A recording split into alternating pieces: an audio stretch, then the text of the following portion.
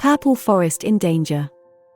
Once upon a time, there was a small village nestled in the heart of a magnificent purple forest. The villagers had lived there for generations, and they had come to love the unique beauty of their surroundings. The forest was unlike any other, with tall trees that shimmered in the sunlight and a canopy of leaves that cast a purple hue over everything below. The people of the village were a close-knit community, and they lived simple, peaceful lives. They worked the land and tended to their animals, growing crops and gathering fruit from the forest. They were content with their way of life and never felt the need for anything more. One day, a young boy named Jasper set out into the forest to gather berries. He wandered deeper and deeper into the woods, taking in the sights and sounds around him. But as he walked, he began to notice something strange. The trees around him had lost their purple glow, and the leaves were turning brown and wilting. Jasper was alarmed and ran back to the village to tell the others. They too noticed that the forest was changing, and they knew they had to do something to save their home. They called upon their wisest elders, who gathered together to discuss the situation. After much deliberation, the elders decided that they needed to seek the help of the forest spirits. The spirits were powerful beings that lived deep within the forest and were said to have the ability to control the natural world.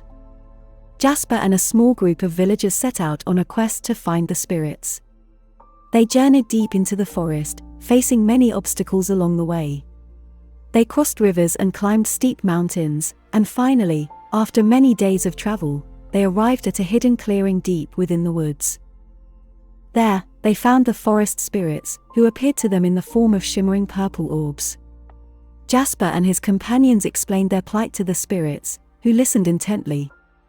After a moment of contemplation, the spirit spoke. "The forest is dying because of the darkness that has crept into the hearts of the people who live here.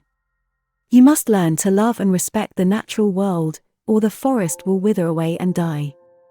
Jasper and the others were taken aback by the spirit's words.